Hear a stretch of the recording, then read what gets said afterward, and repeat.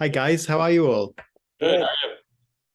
Yeah, well, I'm doing great, and it's such a pleasure to be able to speak to you all today for this show because I had a great time with it. And something particularly stood out to me is you get to tell some really unique stories here, drawing inspiration even from movies like Mad Max and The Shining. So for all of you, how much fun was it to really get your creative juices flowing like that? Oh, it was a bore. No, it was wonderful. It was great fun. It was one of the most fun things I've ever worked on, and getting to collaborate with these guys and our entire crew, who is totally, excited to give us everything we wanted to try to achieve in this show, was just very gratifying. It it wasn't just us that had a blast too. It was also really gratifying to watch some of the crew members who particularly resonated with, like, at the motel episode or the trucks up, the song and the dance, and they wanted to be a part of that and bring their own creativity to each moment and each frame. Cool. Yeah, well, I can only imagine the fun you all must have had. And something I think people are really going to enjoy is obviously this new character, the monster truck Ivy, who we meet in the show. And so, she's very lovable straight from the beginning. But again, for all of you, what about that character did you feel made her a worthy addition to this Cars franchise? Because I feel like obviously it's so beloved, you really need to pick and choose carefully who you bring into it at this point. Speak to her. Yeah, I'll start with that. I think one of the most appealing things about Ivy is from a storytelling standpoint is how she's misunderstood, how the audience even misunderstands who she really is. I personally love the idea that the monster in the woods, is just a person. I love that turn. I love that twist. I love what Quinta Brunson brought to it.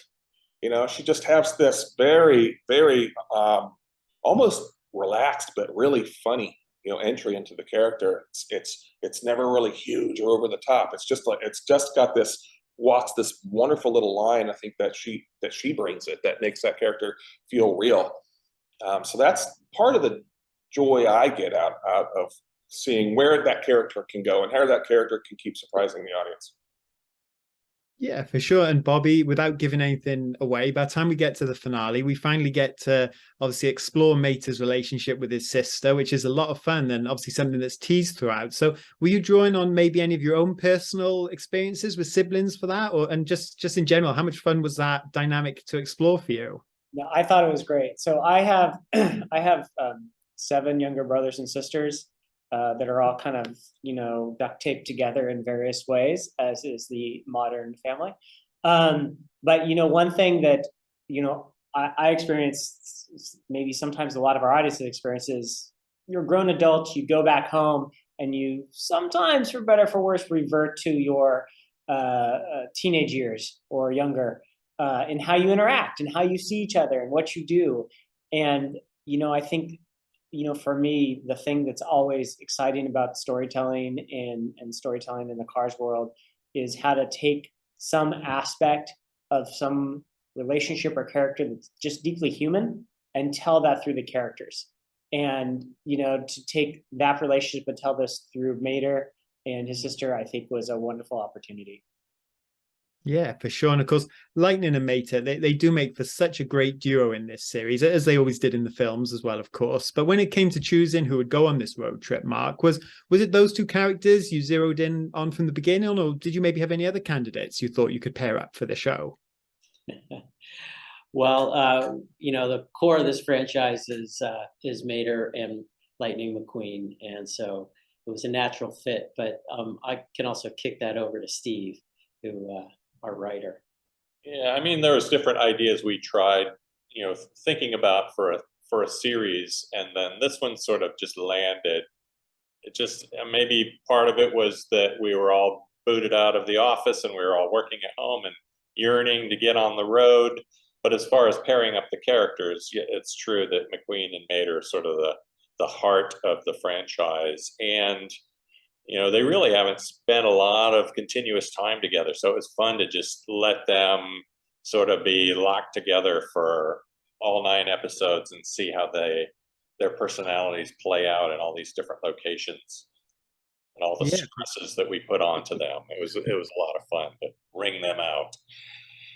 Absolutely. And I'm a big Formula One fan, and I know I appreciate how in previous installments of the franchise, you brought in Lewis Hamilton, Sebastian Vettel, Michael Schumacher, a lot of F1 legends, but any names from that world or maybe any other racing worlds that you'd like to bring into this franchise to play characters for all of you?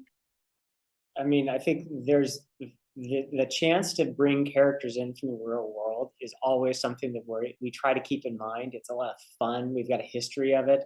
So, our hope is that, if we get to keep expanding on this Cars world and this Cars franchise, there's more opportunities like that. So hopefully you'll be satisfied somewhere down the road.